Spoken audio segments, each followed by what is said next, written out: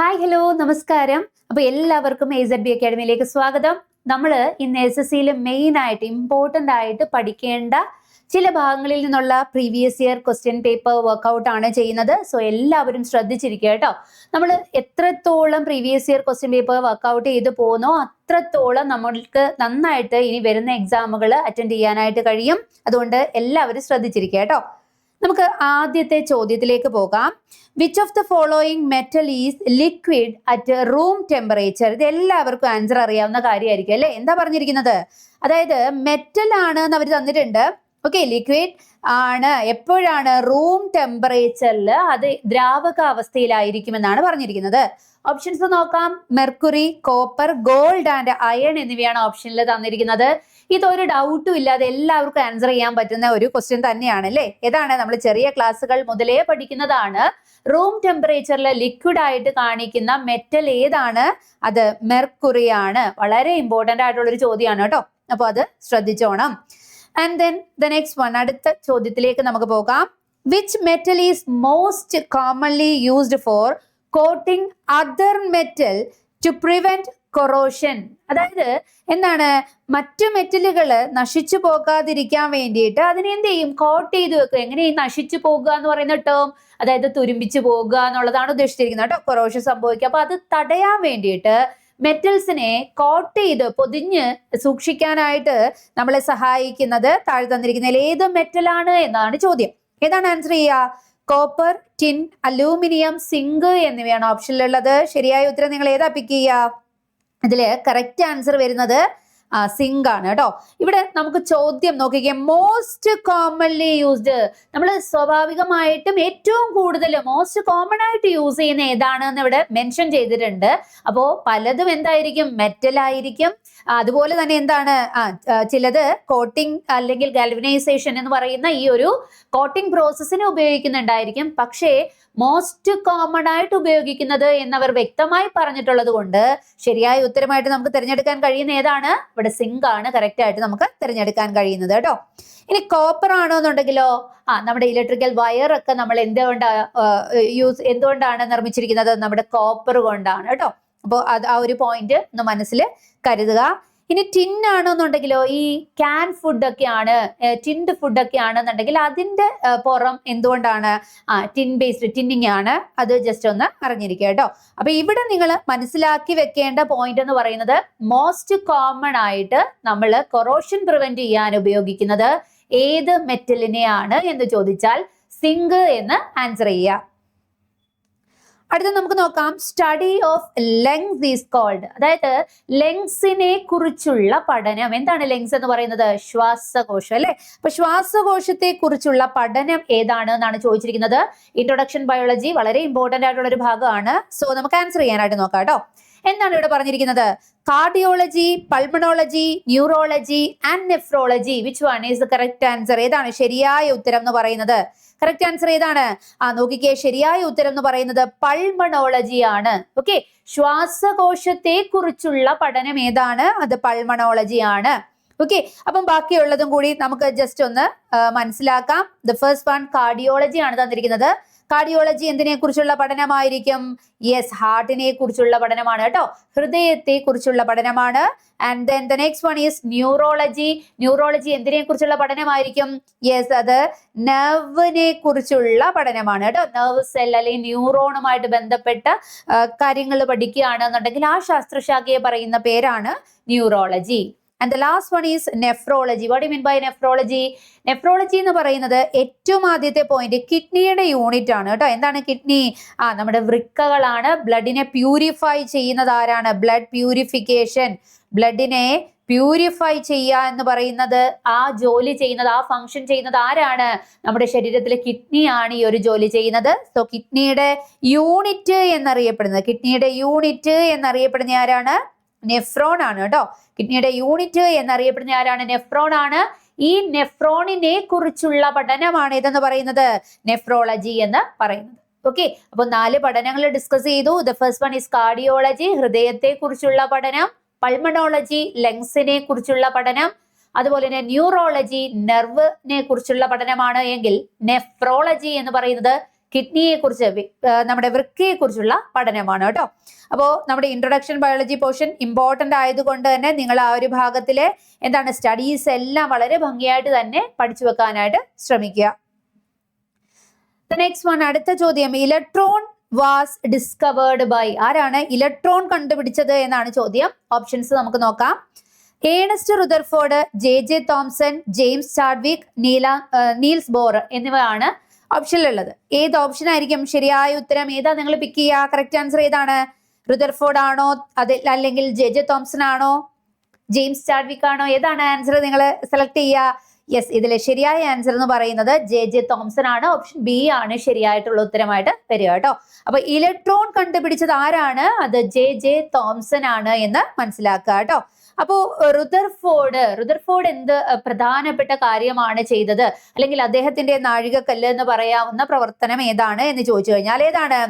നമ്മുടെ ന്യൂക്ലിയസ് കണ്ടെത്തിയത് ആരാണെന്ന് ചോദിച്ചു കഴിഞ്ഞാൽ അദ്ദേഹമാണ് കേട്ടോ. ന്യൂക്ലിയസ് കണ്ടെത്തിയത് ആരാണ് എന്ന് ചോദിച്ചു കഴിഞ്ഞാൽ ആരാണ്? റുദർഫോർഡ് ആണ് എന്ന് മനസ്സിലാക്കുക. ഇനി ചാഡ്വിക് ആണ് എങ്കിലോ? യെസ്, ആരാണ്? ന്യൂട്രോണിനെ കണ്ടെത്തിയതാണ് ചാഡ്വിക് എന്ന് പറയുന്നത് കേട്ടോ. ജെയിംസ് ചാഡ്വിക് ന്യൂട്രോണിനെ കണ്ടെത്തി. ഇനി നീൽസ് ബോർ ആണ് എങ്കിലോ? ആറ്റം മാതൃക, ആറ്റം മോഡൽ അല്ലെ, ബോർ മോഡൽ കണ്ടുപിടിച്ചത് ആരാണ് എന്ന് ചോദിച്ചു കഴിഞ്ഞാൽ ആരാണ്? ബോർ ആണ്, നീൽസ് ബോർ ആണ് ആറ്റം മോഡൽ എന്ത് ചെയ്തത്? ബോർ മോഡൽ എന്നാണ് നമ്മൾ അതിനെ പറയുന്നത് കേട്ടോ. അദ്ദേഹത്തിന്റെ ആറ്റം മോഡലിനെ എന്ത് പറയും? ബോർ മോഡൽ എന്നാണ് പറയുക. അപ്പൊ ആ ഒരു കാര്യം കൂടി അറിഞ്ഞിരിക്കുക കേട്ടോ. അപ്പൊ നമ്മൾ ഡിസ്കസ് ചെയ്ത് എന്താണ്? ദ ഫസ്റ്റ് വൺ, ഇലക്ട്രോണിനെ കണ്ടുപിടിച്ചത് ആരാണ് എന്ന് പറഞ്ഞു. ഇലക്ട്രോണിനെ കണ്ടുപിടിച്ചത് ജെ തോംസൺ ആണ്. ന്യൂക്ലിയസ് കണ്ടെത്തിയത് റുദർഫോർഡ് ആണ്. ജെയിംസ് ചാഡ്വിക് എന്താണ് കണ്ടെത്തിയത്? അദ്ദേഹം ന്യൂട്രോണിനെയാണ് കണ്ടെത്തിയത് കേട്ടോ. Nucleus Rutherford, neutron James Chadwick. And then atom model ആണ്, ബോർ ആറ്റം മോഡൽ ആണ് ആര് കണ്ടുപിടിച്ചത്? നീൽസ് ബോറിന്റെ എന്താണ് ഇമ്പോർട്ടന്റ് ആയിട്ട് നമ്മൾ മനസ്സിലാക്കേണ്ട കാര്യം എന്ന് പറയുന്നത്. Okay, and the next one നമുക്ക് നോക്കാം. Panspermia theory. ഇവിടെ ഒരു എവല്യൂഷൻ തിയറി ആണ് ഈ പാൻസ്പെർമിയ എന്ന് പറയുന്നത്. അപ്പൊ ഈ ഒരു തിയറി എന്താണ്? ഈ തിയറിക്ക് മറ്റൊരു പേരുണ്ട്, അല്ലെങ്കിൽ ഈ തിയറി ഇങ്ങനെയും അറിയപ്പെടുന്നുണ്ട്. എങ്ങനെയാണെന്ന് നമുക്ക് നോക്കാം കേട്ടോ. Chemical evolution theory, cosmic origin theory, and then spontaneous generation, and the last one natural selection എന്നിവയാണ് ഓപ്ഷനിലുള്ളത്. ഇതിൽ ഏതാണ് ശരിയായ ഉത്തരം? നിങ്ങൾ ഏതാണ് സെലക്ട് ചെയ്യുക? ഇതില് മനസ്സിലാക്കേണ്ടത് പാൻസ്പെർമിയ ഒരു ഒറിജിനുമായിട്ട് ബന്ധപ്പെട്ട, എവല്യൂഷനുമായിട്ട് ബന്ധപ്പെട്ട തിയറിയാണ്. ഇതിൽ കറക്റ്റ് ആയിട്ടുള്ള ആൻസർ വരുന്നത് സെക്കൻഡ് വൺ ആണ്, ഓപ്ഷൻ ബി ആണ് കേട്ടോ. ഏതാണ്? കോസ്മിക് ഒറിജിൻ തിയറിയാണ്. മക്കളെ ഇവിടെ മനസ്സിലാക്കേണ്ട കാര്യം എന്ന് പറയുന്നത്, ഇവല്യൂഷൻ സംഭവിച്ച, അല്ലെങ്കിൽ ജീവൻ ഭൂമിയിൽ ആദ്യമായി എന്താണ് ഉത്ഭവിച്ചതുമായി ബന്ധപ്പെട്ടതാണ്. അപ്പോൾ ഇവര് പറയുന്നത് പാൻസ്പെർമിയ തിയറിയിൽ പറയുന്നതെന്ന് വെച്ച് കഴിഞ്ഞാൽ ഭൂമിയിലല്ല ജീവൻ ആദ്യമായി ഉണ്ടായത്, മറിച്ച് മറ്റേതോ ഗ്രഹത്തിൽ നിന്ന് എന്ത് ചെയ്യപ്പെട്ടതാണ്? സ്പേമുകളായിട്ടോ അല്ലാന്നുണ്ടെങ്കിൽ എന്താണ് ഈ സൂക്ഷ്മജീവികൾ, മൈക്രോ ഓർഗാനിസംസ് ഒക്കെ ആയിട്ടോ മറ്റൊരു ഗ്രഹത്തിൽ നിന്ന് എൻ്റർ ചെയ്തതാണ്, ഇങ്ങോട്ട് എത്തിച്ചേർന്നതാണ്. അല്ലാതെ ഭൂമിയിലല്ല എന്ത് ചെയ്തത്? ലൈഫ് ആദ്യം തുടങ്ങിയത് എന്നാണ് പാൻസ്പെർമിയ തിയറിയിൽ പറയുന്നത്. അപ്പോൾ ആ ഒരു മീനിങ്ങിൽ വെച്ചിട്ടാണ് എന്താണ് കോസ്മിക് ഒറിജിൻ തിയറി, പുറത്ത് നിന്ന് ഔട്ട്സൈഡിൽ നിന്ന് വന്നു എന്ന രീതിയിൽ cosmic theory, cosmic origin theory എന്നും എന്തിനെ അറിയപ്പെടുന്നുണ്ട്? പാൻസ്പെർമിയ തിയറിയെ അറിയപ്പെടുന്നുണ്ട് എന്ന് മനസ്സിലാക്കാം. എന്താ പറഞ്ഞത്? ഔട്ട്സൈഡ്, പുറത്തുനിന്നുള്ളൊരു ഗ്രഹത്തില് എന്ത് ചെയ്യപ്പെട്ടു? അവിടെ ഉണ്ടായിരുന്ന ആ ഒരു ജീവൻ, ലൈഫ് ഏതൊക്കെ രൂപത്തില്? മൈക്രോ ഓർഗാനിസംസ് ആയിട്ടോ അല്ലെങ്കിൽ സ്പേമുകളായിട്ടോ ഒക്കെ എന്ത് ചെയ്യും? ഇങ്ങോട്ട് എത്തപ്പെട്ടു എന്ന് വിശ്വസിക്കുന്നതാണ് ആര്? പാൻസ്പെർമിയ തിയറി എന്ന് പറയുന്നത് കേട്ടോ. ഓക്കെ, അപ്പൊ അതൊന്ന് ജസ്റ്റ് മനസ്സിലാക്കി വെക്കുക. And then the next one, in D N A based ഒരു ചോദ്യമാണ്. DNA അഡിനിൻ പെയർ ചെയ്തിരിക്കുന്നത് എന്തുമായിട്ടാണ്? അപ്പൊ മനസ്സിലാക്കുക, DNA-യും RNA-യും ന്യൂക്ലിക് ആസിഡ് ആണ്, നമ്മുടെ ജനറ്റിക് മെറ്റീരിയൽ ആണ് ഏതെന്ന് പറയുന്നത്? DNA എന്ന് പറയുന്നത്. അപ്പൊ ഈ DNA നിർമ്മിക്കാൻ ഏറ്റവും അടിസ്ഥാനമായിട്ട് വേണ്ടുന്ന ഒരു ഘടകമാണ് ആരെന്ന് പറയുന്നത്? നൈട്രജൻ ബേസ് എന്ന് പറയുന്നത്. ഓക്കെ, നൈട്രജൻ ബേസ് എന്ന് പറയുന്നത്. ഈ നൈട്രജൻ ബേസിൽ അഡിനിൻ, ഓക്കെ, ടോട്ടൽ DNA-യിൽ 4 നൈട്രജൻ ബേസുകളാണുള്ളത്. ആരൊക്കെയാണെന്ന് നമുക്ക് ജസ്റ്റ് ഒന്ന് മെൻഷൻ ചെയ്യാം. ഓക്കെ, ആരുടെ കാര്യമാണ് നമ്മൾ ഡിസ്കസ് ചെയ്യുന്നത്? DNA-യുടെ ബേസിലാണ് കേട്ടോ. DNA-യിൽ അഡിനിൻ ഉണ്ട്, ആൻഡ് ദെൻ അതുപോലെ തന്നെ ആരുണ്ട്? ഗ്വാനിൻ ഉണ്ട്, തൈമിൻ ഉണ്ട്, ആൻഡ് ദെൻ സൈറ്റോസിൻ ഉണ്ട്. ഓക്കെ, അപ്പൊ ഇങ്ങനെയാണ് എന്ത് ചെയ്തിരിക്കുന്നത്, നമ്മുടെ DNA-യിലുള്ള നൈട്രജൻ ബേസുകൾ എന്ന് പറയുന്നത്. ഇവർ പരസ്പരം എന്ത് ചെയ്തിട്ടുണ്ട്, പെയർ ചെയ്താണ് കാണുന്നത്. ഓക്കെ, ജോഡികളായിട്ട് പെയർ ചെയ്താണ് കാണുന്നത്. ഇവിടെ ചോദിച്ചിരിക്കുന്നത് അഡിനിൻ എന്തുമായാണ് പെയർ ചെയ്തിരിക്കുന്നത് എന്നാണ്. അഡിനിൻ എന്തുമായിട്ടാണ് പെയർ ചെയ്തിരിക്കുന്നത്? ഓപ്ഷൻ സി, തൈമിനുമായിട്ടാണ് പെയർ ചെയ്തിരിക്കുന്നത്. മറന്നു പോകാൻ പാടില്ല, അറ്റ് എന്ന് ആലോചിച്ച് ഓർത്തു വെക്കാം. അഡിനിൻ എപ്പോഴും പെയർ ചെയ്യുന്നത് എന്തുമായിട്ടായിരിക്കും? തൈമിനുമായിട്ടായിരിക്കും എന്ന് മനസ്സിലാക്കുക. ആൻഡ് ദെൻ ഗ്വാനിൻ ആരുമായിട്ടായിരിക്കും? ഗ്വാനിൻ എപ്പോഴും സൈറ്റോസിനുമായിട്ടായിരിക്കും പെയർ ചെയ്തിരിക്കുന്നത് എന്ന് മനസ്സിലാക്കുക. ഓക്കെ, അപ്പൊ DNA എന്ന് പറയുന്ന ന്യൂക്ലിക് ആസിഡില് 4 നൈട്രജൻ ബേസുകളാണുള്ളത്.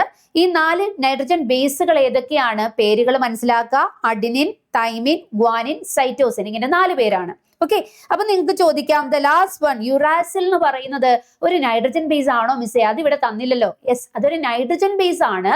പക്ഷെ ആരിൽ കാണുന്നില്ല? DNA-യിൽ കാണുന്നില്ല. ഓക്കെ, DNA-യിൽ കാണാത്ത നൈട്രജൻ ബേസ് ഏതാണ് എന്ന് ചോദിച്ചു കഴിഞ്ഞാൽ നമുക്ക് ആരെ പറയാം? യുറാസിലിനെ പറയാം. ഇനി യുറാസിൽ അപ്പൊ എവിടെയാണ് കാണുന്നത് എന്ന് നിങ്ങൾക്ക് ചോദിക്കാം അല്ലേ? അപ്പൊ യുറാസിൽ എവിടെയാ കാണുന്നത്? യെസ്, യുറാസിൽ കാണുന്നത് RNA-യിലാണ് എന്ന് മനസ്സിലാക്കുക കേട്ടോ. യുറാസിൽ കാണുന്നത് എവിടെയാണ്? RNA-യിലാണ് കാണുന്നത്. RNA-യിൽ ആർക്ക് പകരമായിട്ട്? തൈമിന് പകരമായിട്ടാണ് ആര് കാണുക? യുറാസിൽ കാണുക എന്ന് കൂടി അറിഞ്ഞിരിക്കുക. ഓക്കെ, അപ്പൊ നിങ്ങൾ ഇവിടെ നന്നായി മനസ്സിലാക്കേണ്ടത് DNA-യിലുള്ള 4 നൈട്രജൻ ബേസുകൾ ഏതാണ്, ആരൊക്കെയാണ് പെയർ ചെയ്തിരിക്കുന്നത്, അതുപോലെ തന്നെ RNA-യിൽ കാണുന്ന നൈട്രജൻ ബേസ് ഏതാണ്, അത് യുറാസിലാണ്. ആർക്ക് പകരമാണ്? തൈമിന് പകരമാണ്. ഇത്രയും പോയിന്റുകൾ എന്ത് ചെയ്യുക, ഈ ഒരു ചോദ്യവുമായി ബന്ധപ്പെട്ട് നിങ്ങൾ കറക്റ്റ് ആയിട്ട് പഠിച്ചു വെക്കേണ്ടതുണ്ട് കേട്ടോ. അടുത്തതിലേക്ക് പോകാം നമുക്ക്. The next one, ചോദ്യം ഇങ്ങനെയാണ്, the pH of pure water is. എന്താണ് pH of pure water? എന്താണ്? Yes, the first one option തന്നിരിക്കുന്നു. 5, 6, 7, 8 എന്നിവയാണ് ഓപ്ഷനിലുള്ളത്. ഇതിൽ ഏതാണ് നമ്മുടെ ശുദ്ധമായ ജലത്തിന്റെ, പ്യുവർ വാട്ടറിന്റെ pH എന്നതാണ് ചോദ്യം. ഏതാണ് നിങ്ങൾ ആൻസർ ചെയ്യുക? നമ്മുടെ ശുദ്ധമായ ജലം എങ്ങനെയുള്ളതായിരിക്കും? ഏത് കളറാണ്, ഏത് നിറമാണ് നമ്മുടെ ശുദ്ധമായ ജലത്തിനുള്ളത്? കളർ ഉണ്ടോ? കളറില്ല. ഇനി ടേസ്റ്റ് ഉണ്ടോ? ഏതെങ്കിലും ടേസ്റ്റ് നമുക്ക് പറയാൻ പറ്റുമോ? ശുദ്ധമായ പ്യുവർ ആയിട്ടുള്ള വെള്ളമാണെന്നുണ്ടെങ്കിൽ ഏത് കളറാണെന്ന് ചോദിച്ചാൽ നിങ്ങൾ എന്ത് പറയും? കളർലെസ് ആണ്. അതുപോലെ തന്നെ ടേസ്റ്റ് ഉണ്ടോ? ടേസ്റ്റ് ഇല്ല. അപ്പം നിറവും മണവും ഇല്ലാത്തവയാണ് ഇതെന്ന് പറയുന്നത് ശുദ്ധമായ ജലം എന്ന് പറയുന്നത്. ഈ ശുദ്ധ ജലത്തിന്റെ pH എന്ന് പറയുന്നത് എത്രയായിരിക്കും? യെസ്, അത് ന്യൂട്രൽ ആയിരിക്കും എന്ന് മനസ്സിലാക്കുക കേട്ടോ. ഏതാണ്? ന്യൂട്രൽ ആയിരിക്കും എന്ന് മനസ്സിലാക്കുക. ഇമ്പോർട്ടന്റ് ആണ് കേട്ടോ. ഏതാണ് ശരിയായ ഉത്തരം എന്ന് നോക്കാം. ന്യൂട്രൽ എന്ന് പറഞ്ഞു തന്നു. അപ്പൊ നിങ്ങൾക്ക് ഓപ്ഷൻ ആൻസർ കിട്ടിയില്ലേ? ഏതാണ് ശരിയായ ഉത്തരം എന്ന് പറയുന്നത്? 7 ന്യൂട്രൽ എത്രയാണ്? 7 ആണ് എന്ന് നമുക്കറിയാം അല്ലേ? അപ്പൊ ഈ pH സ്കെയിൽ നോക്കുകയാണെന്നുണ്ടെങ്കിൽ 7 കൂടുതലാണ് എങ്കിൽ, ഓക്കെ, 7 കൂടുതലാണ് എങ്കിൽ അത് എന്തായിരിക്കും നേച്ചർ? ആസിഡ് നേച്ചർ ആണോ ആൽക്കലി നേച്ചർ ആണോ? യെസ്, ആൽക്കലി ആയിരിക്കും. ഇനി 7 കുറവാണ് എങ്കിലോ? 7 കുറവാണ് എങ്കിൽ അത് എന്തായിരിക്കും? 7 കുറവായിട്ടുള്ള ആളുകളാണെന്നുണ്ടെങ്കിൽ അതിന് നമ്മൾ നോട്ട് ചെയ്യുന്നത് എങ്ങനെയാണ്? ആസിഡ് നേച്ചർ ആയിട്ടാണ് കേട്ടോ. അതായത് 6, 5, 4, 3 ഒക്കെ വരികയാണെങ്കിൽ അതൊക്കെ എന്താണ്? ആസിഡ് ആണ് എന്ന് കൺസിഡർ ചെയ്യാം. ഇപ്പൊ നമ്മൾ പറയാണ് ഈ ഒരു ലിക്വിഡിന്റെ pH എന്ന് പറയുന്നത് 4 ആണ്. ഇത് അസിഡിക് ആണോ ആൽക്കലൈൻ നേച്ചർ കാണിക്കുന്നതാണോ എന്ന് ചോദിച്ചു കഴിഞ്ഞാൽ ഒരു സംശയം വേണ്ട. 7 താഴെയാണെന്നുണ്ടെങ്കിൽ അത് ഉറപ്പായിട്ടും ആരാണ്? അസിഡിക് ആണ്, ആസിഡ് നേച്ചർ ഉള്ളതാണ് എന്നറിയാം.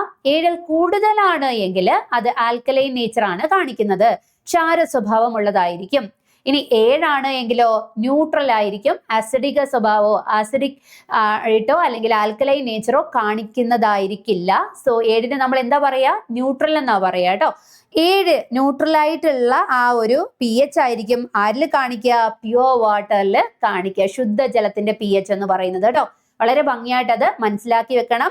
സിംപ്ലി നമുക്ക് ഐഡന്റിഫൈ ചെയ്യാൻ പറ്റും ഇതിൽ ആസിഡ് ഏതാണ് ആൽക്കലി ഏതാണ് എന്നൊക്കെ ഒരു ചോദ്യം വന്നു കഴിഞ്ഞാൽ ഈ ഒരു തിയറി അറിഞ്ഞിരിക്കുക. 7 കൂടുതലാണെങ്കിൽ എന്താണ്, 7 കുറവാണെങ്കിൽ എന്താണ് എന്നുള്ളൊരു എന്താണ് ബേസിക് ആയിട്ടുള്ള ഒരു പോയിന്റ്, ആ ഒരു തിയറി നിങ്ങൾ അറിഞ്ഞു വെക്കുക കേട്ടോ.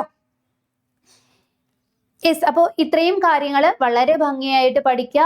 SSC നമുക്ക് വളരെ വേഗത്തിൽ വളരെ എളുപ്പത്തിൽ തന്നെ എന്ത് ചെയ്യാൻ പറ്റും, നമുക്ക് നേടിയെടുക്കുവാനായിട്ട് കഴിയും. അതിന് എന്താണ് നമ്മൾ ചെയ്യേണ്ടത്, എന്ത് പോയിന്റാണ് നമ്മൾ നോക്കേണ്ടത്, നമ്മൾ കറക്റ്റ് ആയിട്ട് കണ്ടിന്യൂസ് ആയിട്ട് എന്ത് ചെയ്തുകൊണ്ടേ ഇരിക്കുക, പഠിച്ചുകൊണ്ടേ ഇരിക്കുക എന്നുള്ളതാണ്. മാക്സിമം MCQs നമ്മൾ വർക്ക്ഔട്ട് ചെയ്യുക, പ്രീവിയസ് ഇയർ ക്വസ്റ്റ്യൻസ് നമുക്ക് എന്താ കിട്ടുന്നതെല്ലാം നമ്മൾ മനസ്സിലാക്കി പോവുക.